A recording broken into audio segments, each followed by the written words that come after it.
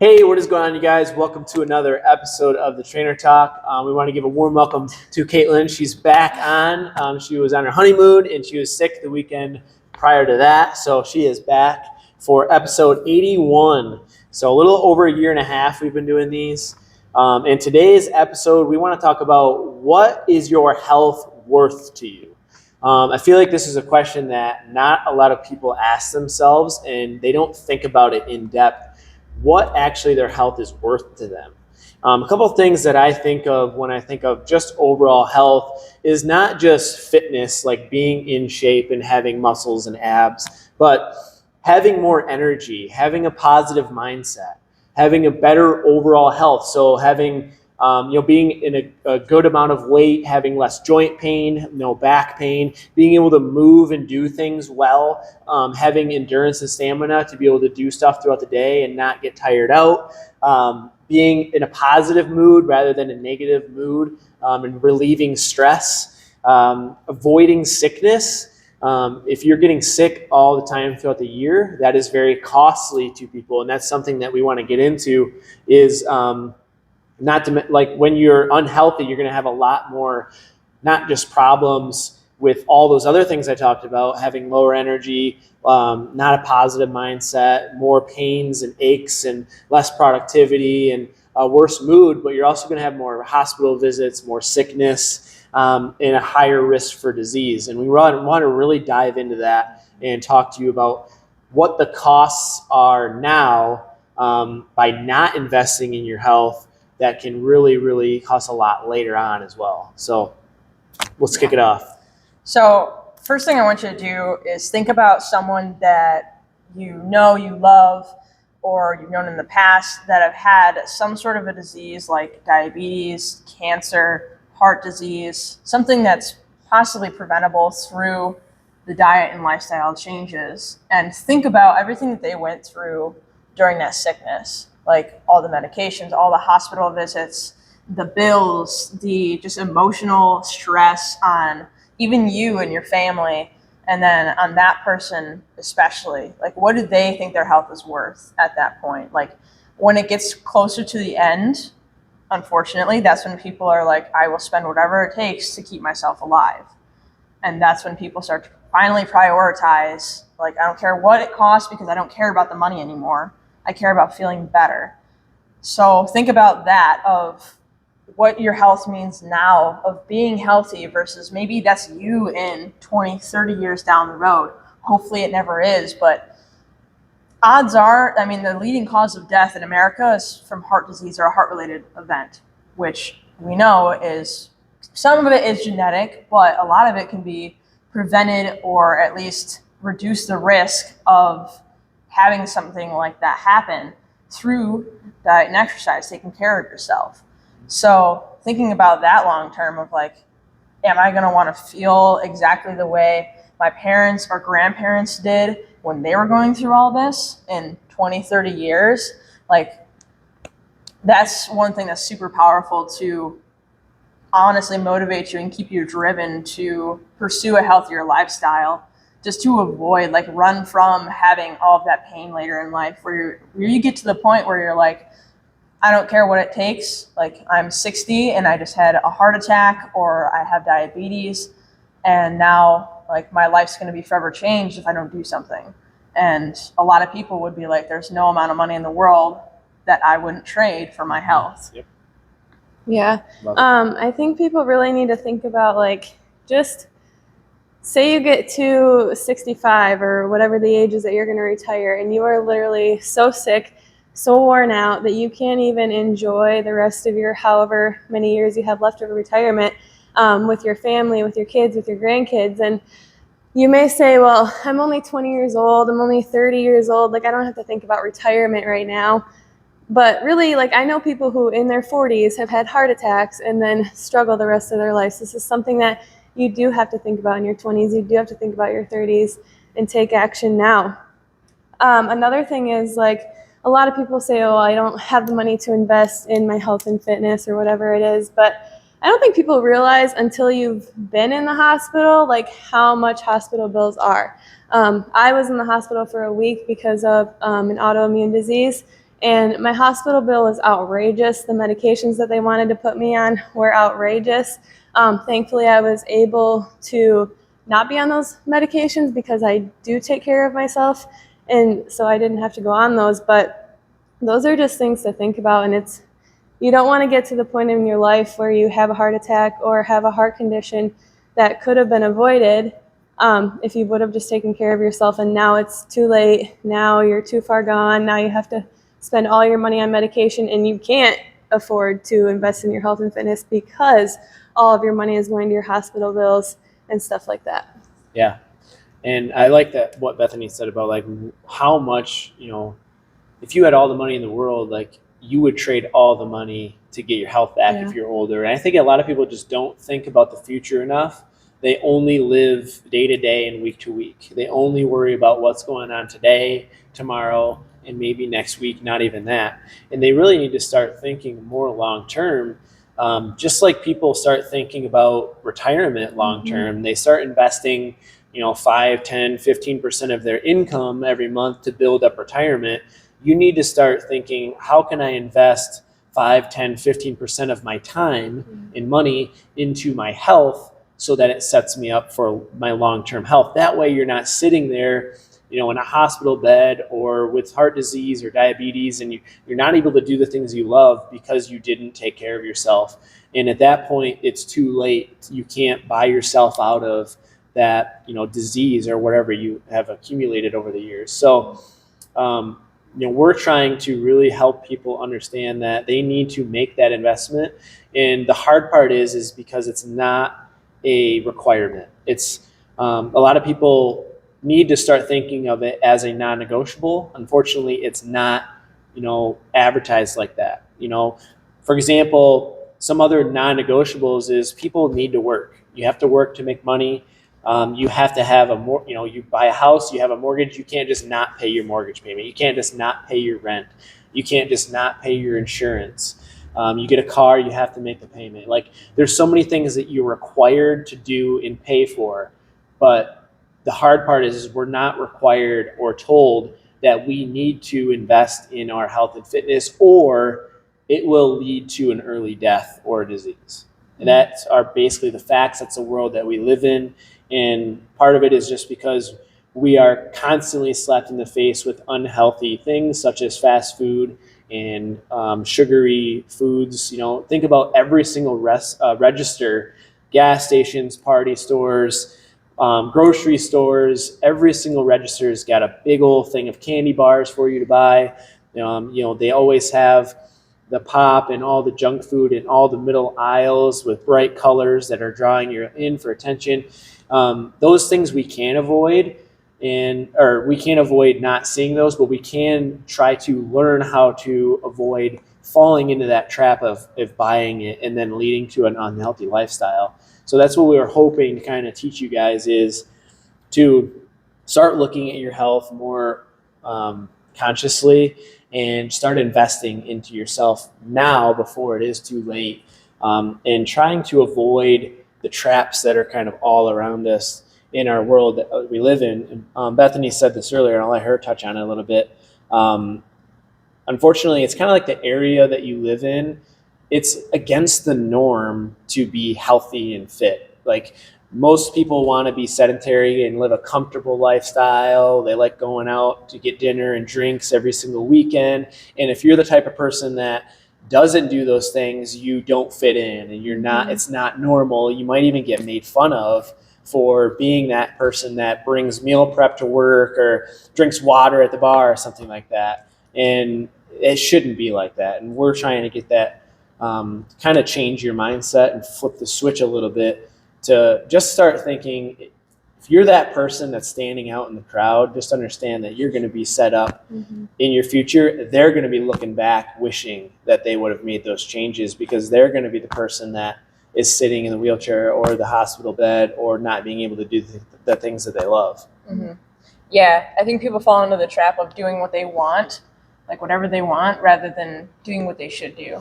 And like you said, you touched on, you don't always want to make your mortgage payments, but if you want to live in a house and not be homeless, then you got to make the payments. It's required, right? Mm-hmm. And it's the same thing with health and fitness. Like we don't, for us, and obviously we're personal trainers, we're very dedicated to this lifestyle. But even people that we see get the best results and do the best in our gyms, they view it as a non-negotiable. Like this is my appointment. Like they view it as something that they're not going to break. They don't get up and ask themselves, do I want to go to the gym today? Do I want to eat my meal prep today? No, there's no want. There's just, this is what I have to do and I'm going to do it. And it's the same thing with work. Like not everyone wants to get up and go to work in the morning. I mean, I like it. Of course, some days I'm like, oh man, it's 5 a.m. It's kind of early. I wish I could have slept longer, but obviously everyone's going to have those days. But you still go anyways because you know that you don't really have a choice in it. You know that you have to do this in order to have a good life, right? So you need to make money. You want to have the things that you know, your car, your house. You want to set yourself up for a good retirement. You do those things for the long term, right? You're investing in that long term. And exactly. So with the health and fitness, a lot of people look at short-term goals when they come into the gym or when they start a new diet. They look at, okay, how fast can I lose this 30 pounds?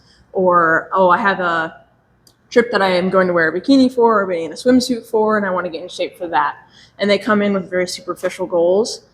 Those people, they can get very good results, but I think that their long-term investment here, they don't stick around very long. Like they'll get some short-term results. They'll do Those a are the program. people that it's going to be a yo-yo. Yes. Like every time something comes up like that, they want to get in shape, but then as soon as it's over, they put the pounds back on, and then they're unhappy with themselves over, and then it's an endless cycle. Right.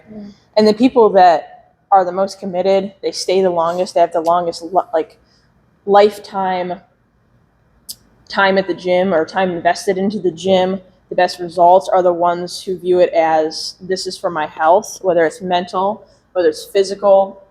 Some people, it takes them time until like once they are diagnosed with prediabetes or they have some sort of a major event like a heart attack or something, and they realize like I have to start putting my health first. And then they come in and then they have that different mindset going in, not of like I want to do this, it's like this is a requirement for me to do. And those are the people that get the best results long term. They do the best long term. Some people, they start off with the aesthetic goals, like they want to change how their body looks, and then it develops into that I want to live a healthier lifestyle, and some people don't. And I think that's what really separates certain people. Because I know there's one person who comes to our class, he had a heart attack, had some heart disease issues, and he like completely changed his life around. And he's like super fit now, really healthy. He's made it a priority to change his lifestyle because of that health event. So he's on a much better trajectory long term. And, you know, those people, hearing their stories is really important. It makes you kind of put things in perspective of, you know, they're investing, they realized what their health means to them, and then they're showing the work, and it's showing with them too. Mm-hmm. Yeah, something that me and Taylor were talking about earlier was honestly like how selfish it is if you don't take care of yourself, and you could prevent some sort of disease or whatever it is. And I mean, if you just think about it, like I know we probably all have had a loved one who has passed away with something that could have been prevented. I know I have had a couple, but one that really sticks out to me is my uncle passing away at 49 years old from lung cancer, from smoking and not eating a great diet his entire life. And not only has that affected our entire family, but the person I think of specifically is like his kids. Like he wasn't there for my cousin's wedding. Now she is due with her first baby in January, and he's not going to be there for that. And that's just hard for her. It's hard for all of us. And so obviously there's nothing we can do about it now except learn from it and take care of ourselves and not let that be us when we get older for our kids and our future grandkids. It is selfish to not take care of yourself when you could avoid something. Yeah. So. Yeah, and I told her, I said, you know, if you don't care about your health enough to take care of yourself, then do it for the ones that love you, because you owe it to them to be there for them. Like, you know, I can't imagine not having my parents or my brothers I'm sure, I remember when my grandma passed away from lung cancer when I was only 11 or 12, and my dad was, he was just demolished from it. And it was because she smoked her whole entire life, and he made the decision to quit smoking cigarettes. But unfortunately, and like with our other client that's been coming here, it takes some kind of traumatic event for somebody to realize that they need to start taking care of themselves. But unfortunately, for a lot of people, it's too late by then. Our client that's been coming for probably 5 years now has completely changed his life around, and that's amazing. But he's one of the lucky ones that made it through that heart attack and was able to actually be strong enough to turn it around. A lot of people don't have that opportunity, that it's too late by the time something like that happens. It's too late to turn it around. But and for a lot of people, they do make it through and they can turn it around. And we really, really want you to start thinking about, what does it cost? What is your life? What value do you put on it? Like, how much do you want to live for your family and friends and for your kids and stuff? Like, what is that worth to you? You can't put a price on it. And basically what we're trying to say is you need to start prioritizing yourself in basically creating some sort of budget or amount that you're willing to invest in yourself. And you could start with zero. It just takes time and effort, which a lot of people don't want to invest. They're already very, very busy. They don't want to put that much time and effort into it, but it doesn't take nearly as much as people think. And the payout is 10 times greater than what you put in my opinion. For example, by investing an hour a day, 5 days a week that we work out, and we maybe invest another 2 hours a week meal prepping and eating healthy. So we've got, maybe let's say 7 or 8 hours invested out of a week. It's 168 hours in a week. 8 hours is like 8%, something like that, of your whole week. So it's not very much time. And we're able to have not only immediate benefits like more energy, more productivity, we have better mood, less stress, we feel good in our own skin, we're more confident. We have all these immediate benefits, but we're also making that investment for the long term. That way, when we do reach age of retirement, we're able to enjoy ourselves and dramatically reduce our risk for disease because we value our life and we value our time. And unfortunately, the longer you wait, the less time you're going to have to turn things around. So the sooner you can start investing in yourself, the better. And I know you can't necessarily buy time, but actually you kind of can. If you invest money and time right now, you can add years to your life. So you're actually adding it on to the end of your life because, statistics show that if you're an obese person, you're reducing your lifespan by up to 20%. I think is what whatever article that you read a long time ago that we talked about. But so if you're taking years off your life from being unhealthy, what does that cost you? What is that worth to you? And if you can invest money now to add those years back on, that is worth a lot, in my opinion. Yeah. And we kind of touched on this earlier. You talked a little bit about it with having the people in the communities that surround us aren't really set up to help you succeed as far as, you changing your lifestyle. It makes other people feel a bit uncomfortable because you're exposing that they're not taking care of themselves. So some people will kind of lash out and be like, well, you're following this diet, blah, blah, blah. Why are you doing that? And they'll maybe make fun of you for it of like, oh yeah, well, how's that going for you? Or, they'll make snide comments, but that just stems from their insecurity about how they are. And they see you making a change and they want to drag you back down. It's like crabs in a bucket. Like if you put them all in a bucket, you don't have to put a lid on because if one tries to climb out, they drag it back down. So that's part of the issue. The other is, like you mentioned with the fast food, our society has basically centered around making things easier and more comfortable. Like, what do we do in our leisure time? It's watch Netflix, or if you go to the bar or go out to dinner and eat, appetizers, main course, desserts, have a few drinks.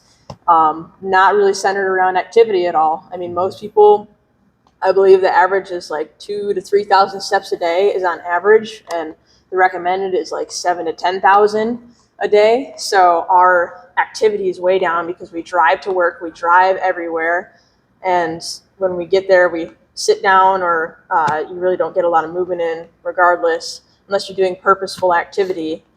And then when it leads even farther from that, a little bit removed, is like the medical industry or the food industry. It's engineered to make us want to eat more foods, more of those processed foods, because they have scientists that literally make the foods so palatable that you just can't stop eating it. It's like Pringles. They have a slogan that says you can't eat just one, because they've literally engineered it to be like that perfect mouthfeel, that perfect crunch and taste, and it makes it almost addictive. Probably is. That's why a lot of people have issues and they can't control themselves around that type of food. And, you know, we can say, oh, it's because of the systems around us, or it's because of our environment, or it's because of the food industry, and that's why I'm not able to stop eating poorly, or I'm not able to stop going out and drinking because that's what my friends do, right? And we're putting the responsibility outside of ourselves. But unfortunately, if you put the responsibility on them, you have no power to change. So you need to take ownership. Even though there's a bunch of outside factors. Everyone has these, you know, they have people in their lives where, you know, they're not going to have the same lifestyle as you. There's going to be situations and environments that don't support your goals, but you still have the choice. You have the responsibility to take care of yourself. It's not optional. If you don't want to end up in a hospital later in life and end up missing out for, you know, 10, 15 years of the end of your life, you have to make this a priority, and to really see the wealth that is within health. Like, see what that's worth to you. Yeah. Going back to what you said about like people kind of giving you crap for starting your fitness journey, or whatever they do, if they're mean to you or just kind of joke about it. 100% of the time, I swear, as soon as they see you be successful in your journey, they are going to come back to you and ask you what you did and how you did it, because they don't believe that they can do it for themselves, so they don't believe that you can do it either. But as soon as you hit a goal, or they see how happy you are, how much energy you have, or if it's a weight loss thing, whatever it is, they're going to come to you and ask you how you did it. So you just kind of have to stick it out and just not listen to them and not care, because they will come to you and ask you for help 100% of the time, I swear. Yeah, they'll be the ones commenting on your transformation photo, like, oh my gosh, you did so good, but then you're like, oh, weren't you just, you know, giving me a hard time about me meal prepping and going to the gym, right? Yeah, so definitely keep that in the back of your mind the next time somebody gives you that, you know, feedback that's kind of that negative, like, oh, why are you doing that? Why are you doing that? I just smile and kind of laugh, because I know that deep down they wish that they had the willpower and the discipline that we have to do what we do. And in speaking of that, as harsh as this is to say, if somebody is obese or struggles with weight and their health, it's because you've fallen into the trap and you can't help but indulge into these highly processed sugary foods. You can't help yourself because you lack the willpower, you lack the discipline to avoid it. And that is a skill that you have to learn. That is not something that is someone's born with. Me, Bethany, and Caitlin weren't born with willpower and discipline to avoid junk food and not be sedentary. We built the skill of, we need to work out every day and we need to eat healthier.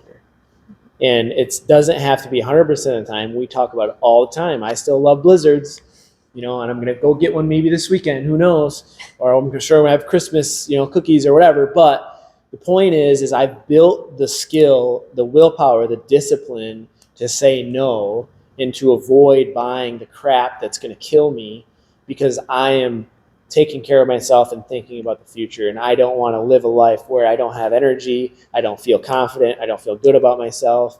You know, I don't like what I see in the mirror. I've decided that I don't want to live that kind of life. So you need to identify with yourself. Do you want to be an unhealthy person, be uncomfortable in your skin, or do you want to be a healthy person and lead by example and feel good about yourself and take ownership of your life? You need to take ownership of your health, your fitness, your work, every single thing in your life. You need to take ownership of it and start actually asking yourself, what is this life worth to me?